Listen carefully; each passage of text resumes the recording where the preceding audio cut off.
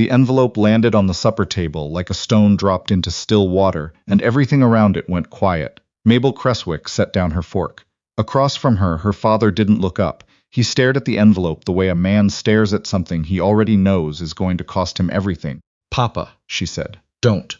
She didn't. The candle between them burned low. Outside, the Nevada wind came down off the ridge and pressed against the cabin walls, and the whole structure groaned the way it had been groaning for 3 years, since her mother died and her father stopped fixing things. His name was Porter Cresswick, and he had once been the kind of man who rose before dawn and worked until the stars came out. That man had started disappearing the winter Mabel turned 19. By the time she was 22, what was left of him sat across from her at a table that needed sanding, in a house that needed everything, and stared at an envelope he couldn't bring himself to open. She reached across and took it herself. The debt was $11,000. The creditor was a man named Holbrook Cross. She had heard that name twice before, once from the postmaster in Ridgeline, who said Cross had bought up the Farrow claim and the 2 properties east of it without blinking. Once from the widow Jessup at the dry goods, who lowered her voice before she said it, the way people lower their voices around things that have teeth. "How long have you known?" Mabel asked. "A while." "How long is a while, Papa?" He finally looked at her. His eyes were red at the rims, and not from crying. From something worse than crying. From having already accepted something and not having figured out how to say it yet. "He's coming tomorrow," her father said. "He wants to settle it in person." She folded the envelope carefully and set it back on the table. "What does settling it look like?" Porter Cresswick looked at his hands. He made an offer. She waited. "He'll take the debt and clear it. Every dollar." He paused. "In exchange for you." The candle flickered. The wind pressed again. Mabel sat very still and thought about what it meant to be 22 years old in the territory of Nevada in the year 1874, with no mother and a father who had already accepted something before she'd had a single word in the matter. "You said yes," she said. "It was not a question." He didn't answer, which was its own kind of answer. She got up from the table, walked to the window and looked out at the dark. The mountains were invisible. The sky was the color of iron. She pressed her palm flat against the glass and felt the cold come through it, and she thought about her mother, who had loved this land with a fierceness that embarrassed people at church, and who had always said that the land was the only thing in this world that would never leave you if you loved it right. The land was being sold, and so it seemed, was she. Holbrook Cross arrived at 10 in the morning on a gray horse with a calm that Mabel found more unsettling than anger would have been. He was taller than she expected. He had the kind of face that had been weathered into something clean, the softness worn away over years until what was left was just the structure of it, the bones and the angles and 2 dark eyes that took in the whole yard in one slow sweep before they found her standing on the porch. He was not what she had built in her mind overnight. She had built something cruel, something small and satisfied with its own cruelty. What stood in her yard was a man somewhere in his middle 30s, who carried his hat in one hand and nodded to her with the quiet formality of someone who understood they were not welcome and had decided to behave well anyway. "Miss Cresswick," he said. She did not answer. He went inside with her father. She stayed on the porch and listened to the horses in the wind and the faint murmur of 2 men discussing the terms of her life at the kitchen table. It lasted 22 minutes. She counted. When her father came back to the door, he would not meet her eyes. "It's done," he said. "What's done specifically? He'll clear the debt, you'll go to his ranch." As is he stopped. "As his ward," he said. That's the word he used. "Not a wife?" "Not yet. He said he'd give you time." "Time for what?" "Time to know him." She laughed. "It came out wrong, thin and hard. He bought me, Papa. He bought me the way you'd buy a horse." "Mabel, don't." She walked past him into the house, past the kitchen, where Holbrook Cross was still sitting at the table with a cup of her father's coffee, past all of it, to her room, where she sat on the edge of her bed and looked at the quilt her mother had made and thought about running. She thought about it for a long time. Then she thought about where she would run to. She had $12 saved in a tin under the floorboard. She knew no one in the nearest town who would take her in without questions she didn't want to answer. She had no horse of her own since her father sold the roan mare in March. She thought about her mother's quilt. She thought about what her mother would have done. Her mother would have been furious, she decided. But her mother also would have been practical. Her mother had survived 3 droughts and a stillbirth and a winter that killed half the cattle in the county, and she had survived them all by looking at what she actually had, not what she wished she had, and working from there. What Mabel Cresswick actually had was no good options. She picked up the quilt, folded it carefully, and began to pack. The Cross Ranch was called Bitter Creek, which she thought was appropriately named. It sat at the base of a long slope of scrub and rock with a creek running along its south edge that was neither bitter nor particularly pretty, just cold and persistent, the way creeks in the high desert tended to be. The main house was bigger than she expected, solid. The fences were mended. The barn had a new roof on one side. Someone had been taking care of this place. Holbrook Cross showed her to a room at the end of the upstairs hall. It had a window that faced east and a bed with a proper frame and a washstand and a hook behind the door. It was clean. It smelled like cedar and something faintly herbal she couldn't identify. "This is yours," he said from the doorway. "You can bolt it from the inside." She turned and looked at him. "I'm saying you can lock the door," he said, more plainly. "I'm saying I won't come through it unless you open it." "Why are you telling me that?" "Because you've been watching the windows since we left your father's property, and I'd rather you know the situation clearly than spend all night afraid." He set her bag down inside the door. "There's a woman who comes on Tuesdays to help with the washing. Her name is Portia. She's plain-spoken and she doesn't carry gossip. If you need anything I can't provide, she'll know who to ask." He paused. "The kitchen is yours. The yard is yours. I won't restrict where you go or what you do." She watched him. "You're trying to seem reasonable," she said. "I am reasonable. You bought me." He was quiet for a moment. Then he said, "I know what it looks like. What does it look like?" "It looks like I took advantage of a man in debt and used it to get something I wanted." He held her gaze. "That's what it looks like. Is that what it is?" He didn't answer immediately. He looked at the window she'd been watching, then back at her. "I'll let you settle in," he said. "Supper's at 7 if you want it." He pulled the door shut behind him. She stood in the middle of the room for a long moment. Then she walked to the door and slid the bolt home. The sound of it was very loud in the quiet. She sat on the edge of the unfamiliar bed and put her face in her hands, and for the first time since her father had set that envelope on the supper table, she let herself feel all of it. She cried until she was empty. Then she washed her face, unpacked her mother's quilt, spread it across the bed, and went down to supper at 7. The first week was like learning the geography of a foreign country. She mapped everything: the squeak in the second stair, the way the kitchen door stuck in the morning until the wood dried out, the location of every exit, the sound of Cross's boots on the porch when he came in from the fields, which was always later than a man should work.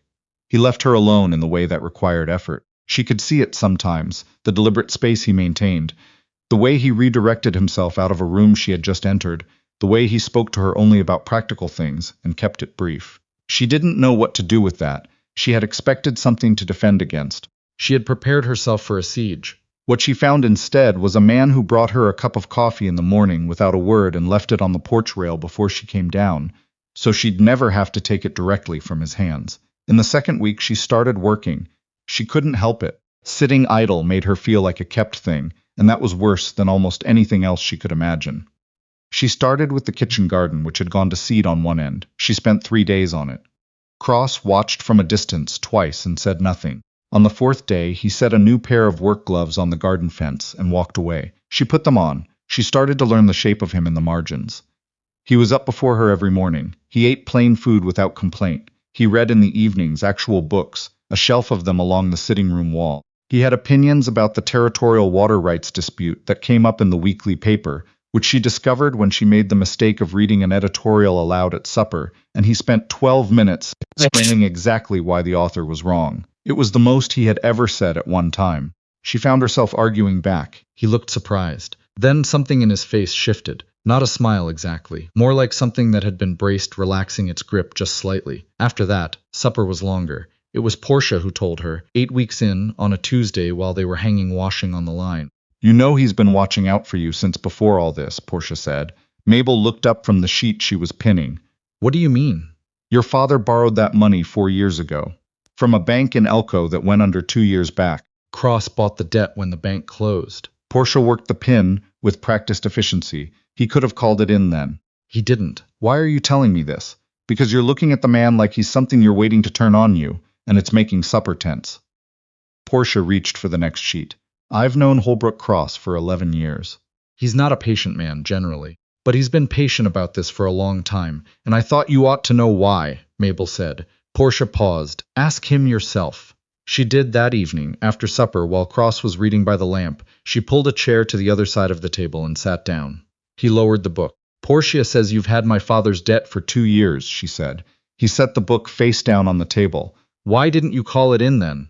He looked at the lamp for a moment. Then he said, "Because you weren't ready." She felt something shift in the room, some pressure that had been building quietly for weeks. "Ready for what?" she said. "To know me." He held her gaze steadily. "I met you 6 years ago. You were 16 and you came into the land office in Ridgeline with your father to file an extension on your claim. You argued with the clerk on your father's behalf because your father was too proud to ask for what he needed, and you weren't." The corner of his mouth moved. "I thought about that for a long time afterward." Mabel was very still. "I'm not telling you this to," he stopped. Started again. "I know how it's gone between us. I know what I look like in this. I'm not trying to make it seem like something it isn't." He picked up the book and set it aside. "I held the debt because I didn't want anyone else to hold it over your father." "Over you. And when it got to where he couldn't manage it anymore, I came to him with what I thought was the only way I could do this without it being." He paused. "Without forcing. Buying me isn't forcing," she said flatly.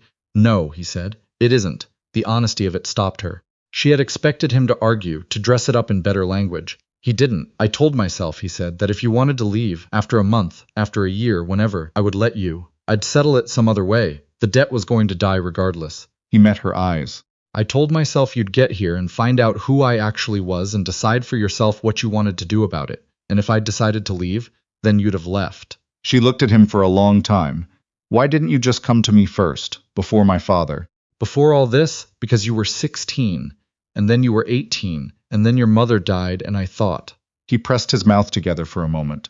"I thought you needed time that wasn't about someone else's intentions for you." The lamp threw soft light across the table. Outside, the creek moved past in the dark, cold and persistent. She didn't have an answer for that. She got up, took her lamp, and went to bed. She lay there for a long time thinking about a girl of 16 arguing with a clerk in a land office, and a man who had remembered it for 6 years. She didn't run. She had thought about it in those early weeks, mapped every door and window, and calculated every route. The thought had been a comfort, the knowing that she could.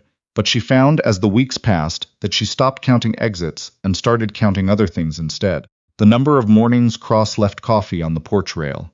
The evenings, the argument at supper stretched past 9 o'clock. The afternoon, he found her in the barn with a horse that had gone lame, and stood beside her for 2 hours without being asked, not touching the horse, just being present, talking quietly about nothing in particular until the animal calmed. She stopped counting exits somewhere in the 3rd month. She wasn't sure of the exact day. What ended it, what forced the thing out of its long suspension into something real, was not romantic. It was a letter. It arrived in October, on a Tuesday when Portia was not there. It was from a man in Elko named Driscoll, who had apparently served as a kind of informal guarantor for her father's original loan, and who had now decided that the transfer of debt to Cross had not been legally sound, and that in his view Mabel Cresswick had been transported across county lines under coercive circumstances, and that he intended to bring the matter before the district judge. She read it twice very carefully. Then she went to find Cross. He was at the fence on the north side of the property, alone, replacing a post. She walked out across the dry grass and handed him the letter without preamble. He read it with the still, careful attention he gave to everything, and when he finished, he folded it and handed it back. "What do you want to do?" he asked. She looked at him. "What do you mean? What do I want to do?" "I mean you have options." He turned back to the fence post. "Driscoll's argument has enough in it that a sympathetic judge might hear it. You could go to Elko, make a statement, tell them what happened." He set the post and didn't look at her. "I won't fight it." She stared at the back of his head. "You'd just let that happen. If that's what you want, yes? And the ranch? I'd manage it." She thought about it. She stood in the dry grass of Bitter Creek in October, with the mountains going copper and gold in the distance, and she thought about what she wanted. Not what she should want. Not what made the most sense from the outside. What she, Mabel Cresswick, actually wanted, with her whole honest self. She thought about a man who had kept coffee hot on a porch rail, who had given her gloves, who had read books and argued over water rights and stood with a frightened horse for 2 hours in the dark without being asked. She thought about a girl of 16, arguing for her father, not knowing she was being watched. She said, "I want to go to Elko." He turned. "I want to stand in front of that judge," she said, "and tell him that I am a grown woman and no one forced me to stay here, and I will not be told that I need someone else to decide what my circumstances are." He looked at her for a long moment. "That's what you want to say," he said. "That's what I want to say." Something moved across his face, quiet and deep, the way weather moves across the mountains before you can hear it. "All right," he said. "I'll get the wagon." The courtroom in Elko was smaller than she expected, and hotter, and it smelled like dust and old paper, and the boot leather of too many men who had opinions about what a young woman from the high desert ought to do with her life. Driscoll sat at one table with a lawyer who wore a suit that cost more than her father made in a good year. Cross sat at the other table and looked straight ahead. Mabel sat beside him. When the judge asked her if she wished to speak, she stood up. She said that her name was Mabel Cresswick. She said that she was 22 years old and of sound mind. She said that she had come to Bitter Creek Ranch of her own choice, and had remained of her own choice and intended to continue doing exactly as she pleased, for as long as it pleased her to do it. She said that the state of Nevada could keep its opinions about her circumstances. She said it in exactly those words. The judge looked at her over his glasses for a long time. Then he looked at Driscoll. Then he looked back at her. He ruled in 20 minutes. When they came out of the courthouse into the afternoon light, Cross stood beside her on the steps and put on his hat against the sun. She stood next to him and looked at the street, and the horses tied along the rail, and the mountains in the far distance going pale gold in the October afternoon. "You didn't have to come today," she said. "I know. You could have let me go to Elko alone." "I could have," she looked at him. He was watching the mountains. "Why didn't you?" she said. He was quiet for a moment. Then he said, "The same reason I left coffee on the porch rail." She looked at the mountains too. After a while, she said, "I want to go home." He turned to look at her then, and what was in his face was not a small thing. "So do I," he said. The ride back to Bitter Creek was long and quiet, and the kind of quiet that had something settled in it, something that had finally come to rest after a very long time in motion. The mountains went from gold to gray to the deep blue of early evening. The creek was audible before they saw it, moving in the dark the way it always did, cold and persistent and not going anywhere. She carried her mother's quilt upstairs that night and spread it across her bed, the same as every night. But before she slept, she reached over and drew back the bolt on her door. Not because she was asked to, because she wanted to. Spring came the way spring comes to the high desert, not gently but honestly, a hard thaw, and then green pushing through everywhere it could find a crack. Mabel planted the kitchen garden wide that year, wider than it had ever been, all the way to the south fence. Cross extended the irrigation line without being asked so the water would reach. She watched him do it from the porch with a cup of coffee she had poured herself. She thought about a girl of 16 who had argued for what her father needed because he was too proud to ask. She thought about all the years between that girl and this morning, and all the ways she had not chosen any of it, and how strange it was that the thing she had not chosen had become the thing she would choose again given the chance.